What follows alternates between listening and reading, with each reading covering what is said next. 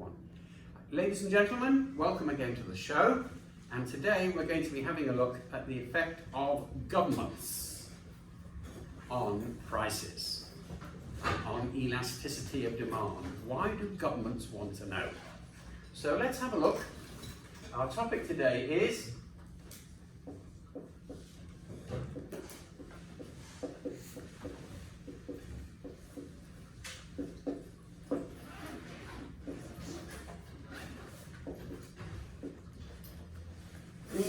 government intervention in markets.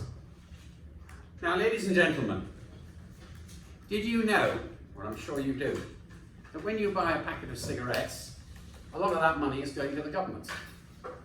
Did you know that in many countries, when you decide to buy yourself a bottle of Coca-Cola, some of that money is going to the government as well, because the government's put tax on junk food and things that have got excess amount of sugars.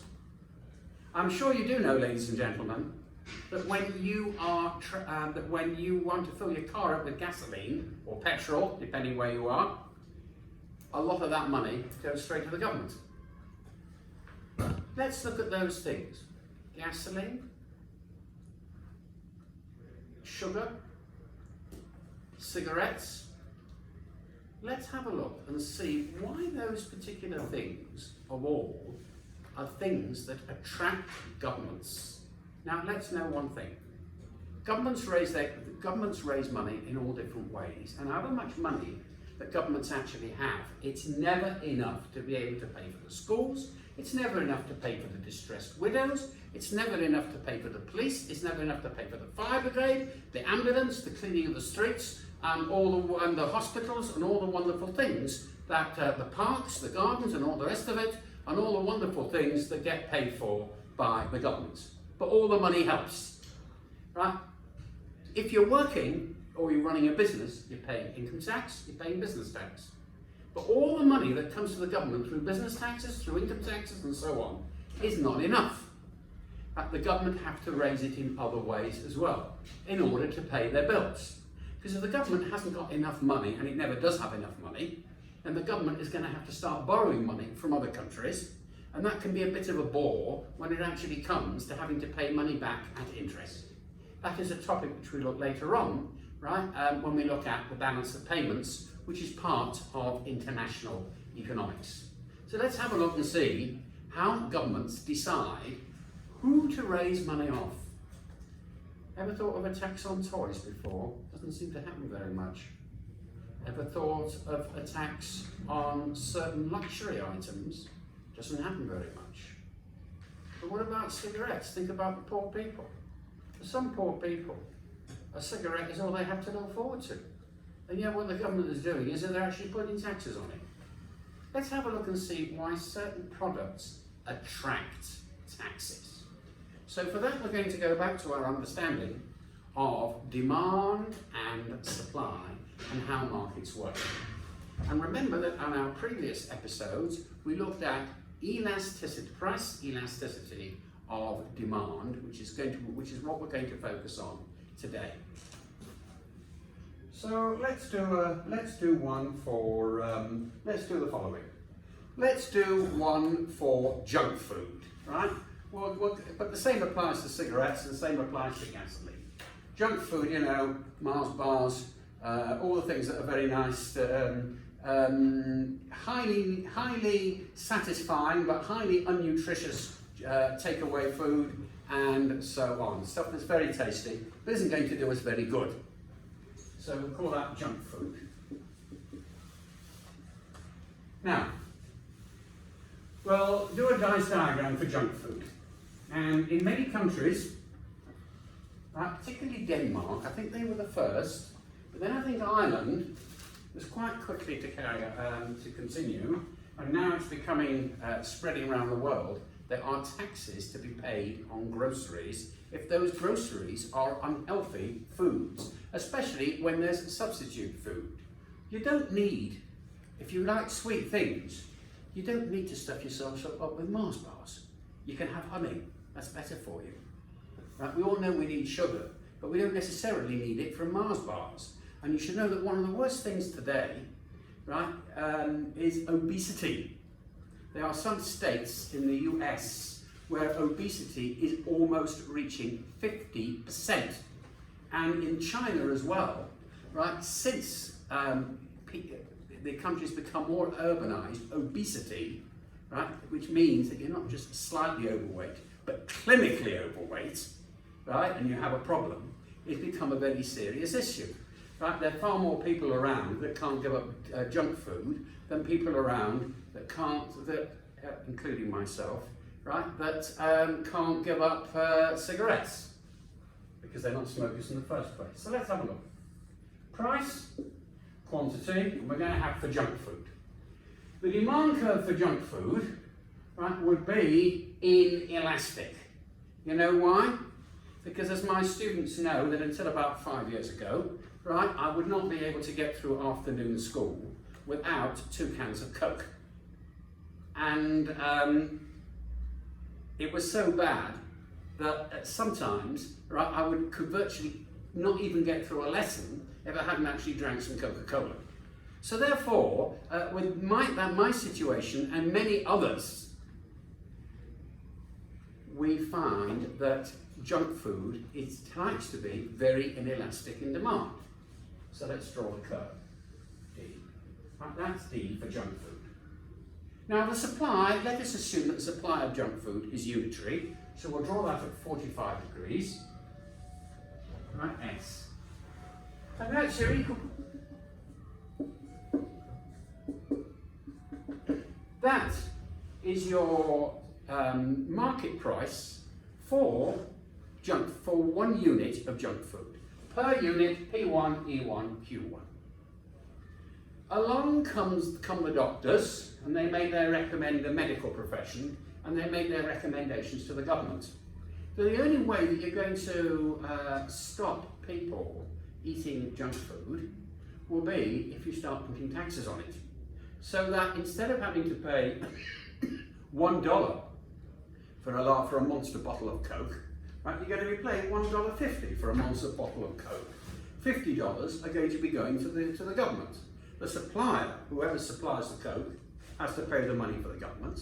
And what's going to happen is that the government is going to pass the cost, that the shop or the supermarket is going to pass that on to the consumer. So let's have a look. Let's change the colour. Right, and the new supply curve, right, we're going to put red for tax, is this. S plus tax. Right, that's the new supply curve. So what's going to happen is the price goes up to P2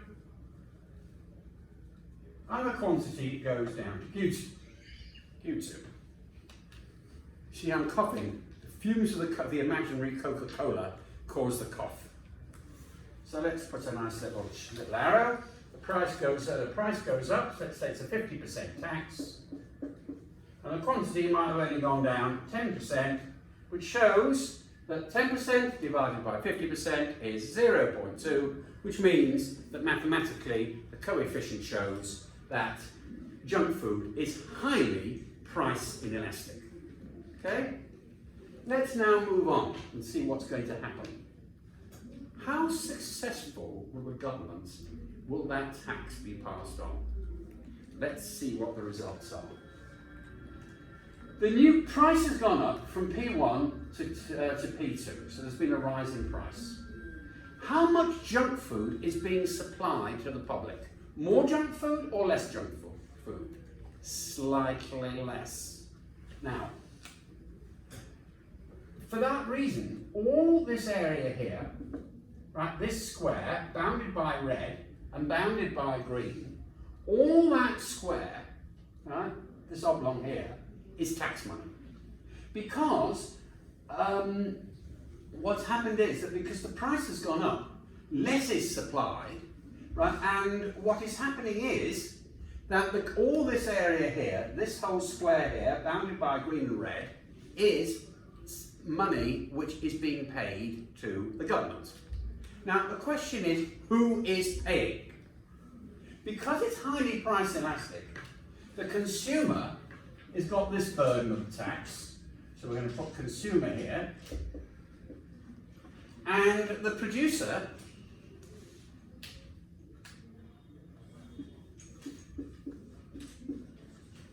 has only got that very small amount. So that means that because junk food is very, very popular, the consumer, the producer is able to pass most of that tax, perhaps 80% of that tax, right, to the consumer. Are you following? So therefore, nearly all of that tax is actually passed. So that means that what's going to happen? The government will put a tax on it. It's not going to hurt the consumer that much because he can pass nearly all of it to the producer. So it's not going to hurt the producer very much because he can pass nearly all of it to the consumer. And because it's price inelastic in demand, it will continue to be consumed, only a small amount, only slightly less, but in the meantime, the government's going to get a great deal of money. Let's now have a look at the overall position. What is the position that we're actually left when we're dealing with something which is price inelastic in demand? What we've overall got is that the government has failed in one objective, which is to stop obesity, because people are really going to carry on. Right? That's not what's going to happen. But the government has succeeded in another objective, which is to be able to raise money, especially as they're going to have the public on their side. Because even if 48% of the people suffer from obesity and 52% are not obese and are fit, the people who are suffering from obesity, right, are probably deep down thinking, well, we really need to be able to put ourselves right. But even if the spirit is willing, the flesh is a little bit weak. Okay? So overall, a strong case can be made for putting a tax on junk food, and that the government is able to raise funds that way without getting too much hatred or anything else from the public. Okay? One of the arguments is, of course, that it's hurting other people. Right? It's hurting poorer people, because it's going to hurt poorer people who've got less money to spend on junk food than wealthier people. But then they can always argue that good health is important for poorer people, just as it is for wealthier people. Okay? This is what happens when the government places a tax. We're not there yet. We've got one little bit here. Less is being produced, isn't it? Consumers getting less pleasure, and the producer's getting less pleasure. So in other words, the amount that's being produced, right?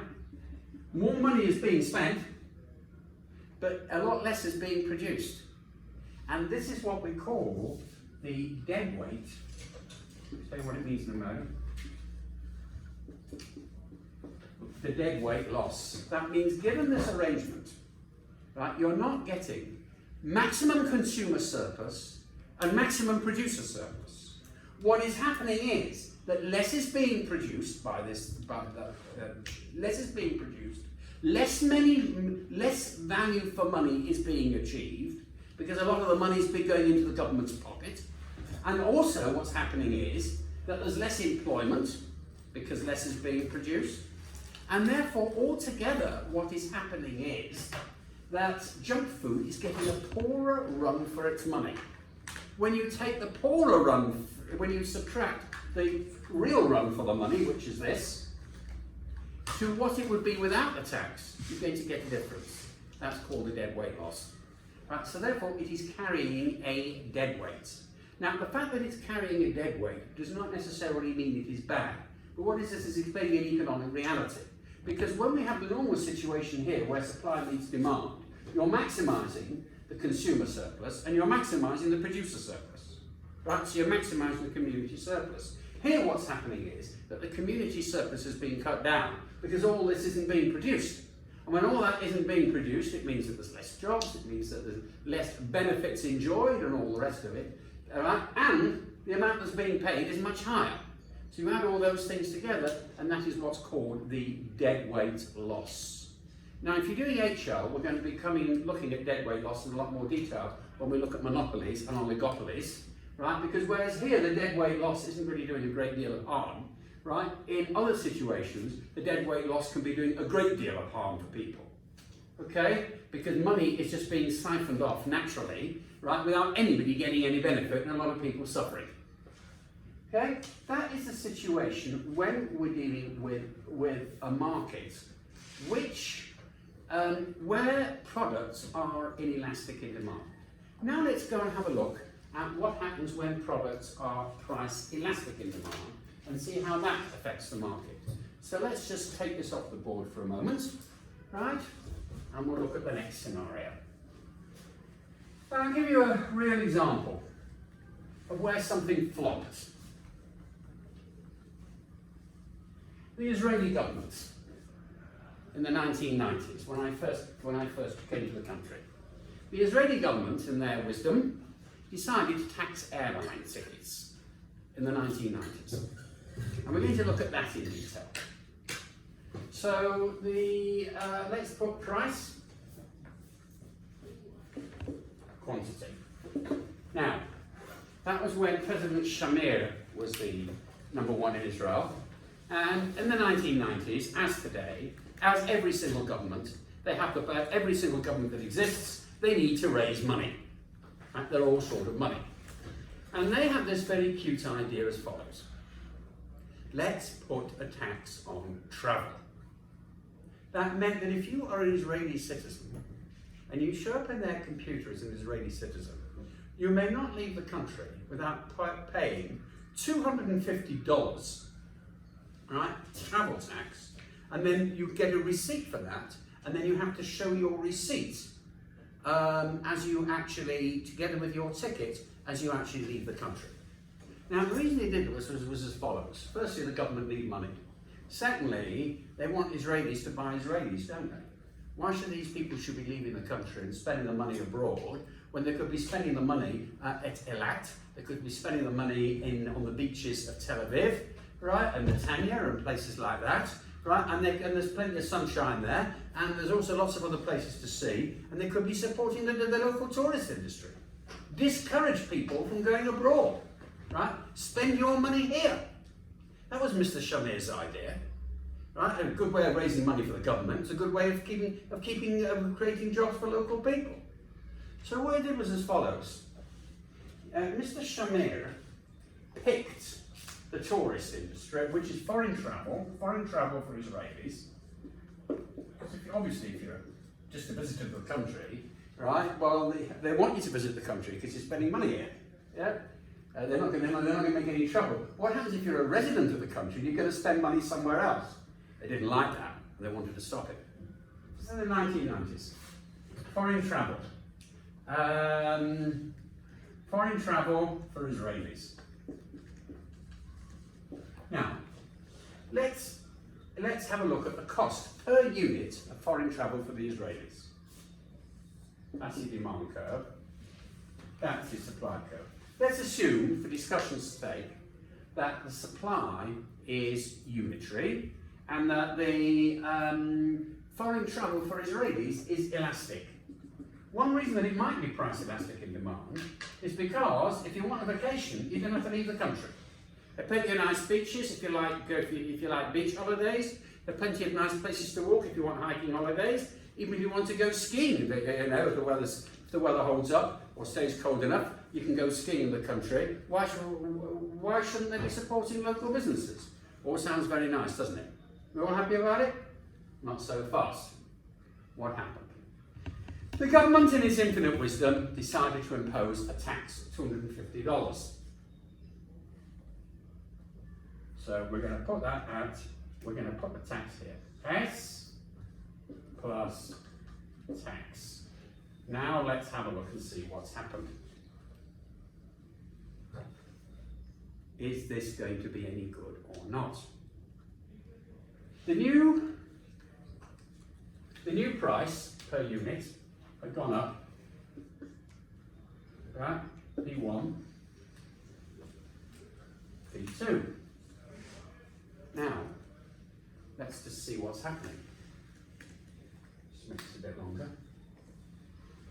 The way the tax works is that, one, extend it.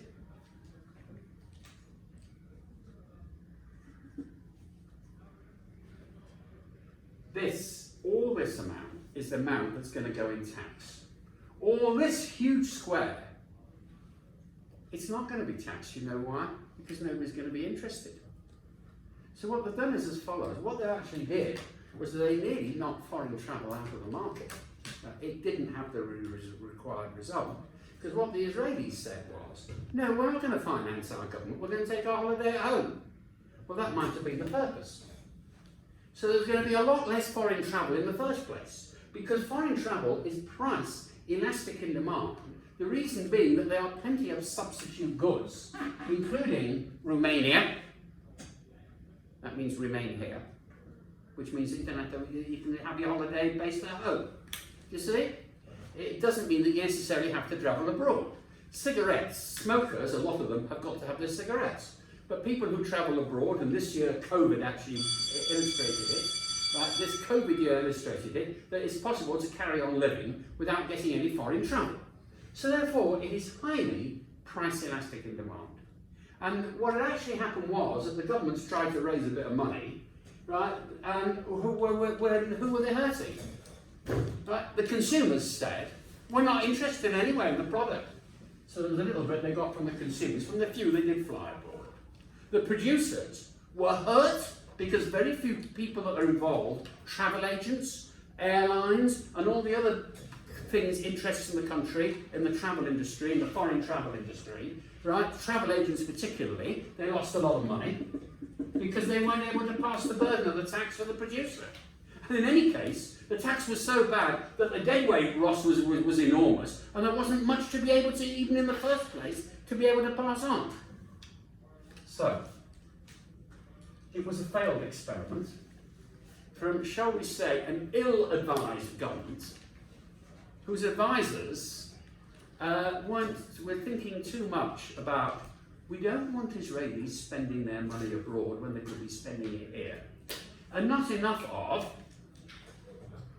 foreign vacations are price inelastic in demand, and it's a very bad idea to start putting taxes on them because it's just not going to work. Firstly, you're not going to get much tax. Secondly, the people who you're trying to hurt are not going to be hurt. They're going to say, you can keep your vacations, right? You're not getting tax from us because we're not going.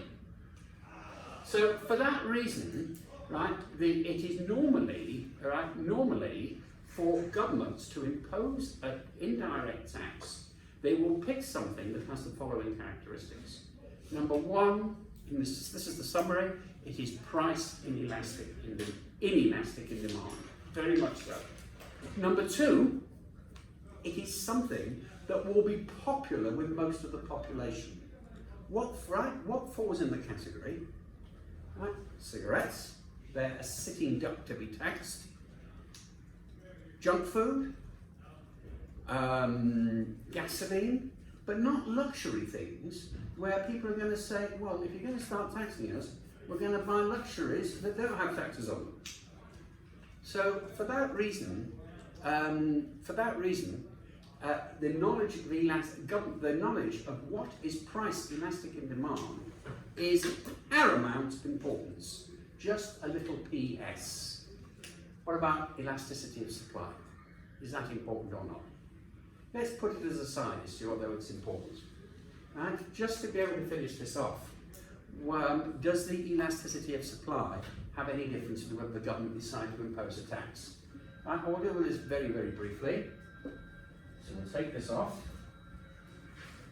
And what are the governments most likely to be able to tax? Things that are inelastic in supply or things that are elastic? Now, let's have a look. If it's something that's inelastic in supply, right, let's say, for example, bagels. Right, the government's, right, that's your supply curve for bagels. S, bagels. Right, the government decided to put a tax on bagels. So what would happen would be, right, that it would cost the producer a lot more to produce. So what happens if he puts it, so what would be like this? It would be as if, right, price here, quantity there. This is the going rate for bagels. Okay? P1. Q, P1. What would happen if the government decided to put a tax on bagels? You know what would happen? He'd have to pass a thing on, so he'd have to pass the thing off. He'd have to pass it on to the community. So what would happen would be, that it would go down to P2, right? And it just wouldn't work because he'd just stop producing. You see? He would just stop producing. He said, listen, I can produce baguettes they haven't got a tax on. So it's not going to work putting a tax on something which is necessarily price inelastic in demand, price elastic in supply. Unless what you want to do is that you actually want to stop it. Depends what your motive is. But however, what happens if a thing is price inelastic in supply? Let's say it's like this. Fireworks, for example. Let's say the government want to put a tax on fireworks. Now, you can't do much with a firework factory apart from producing fireworks.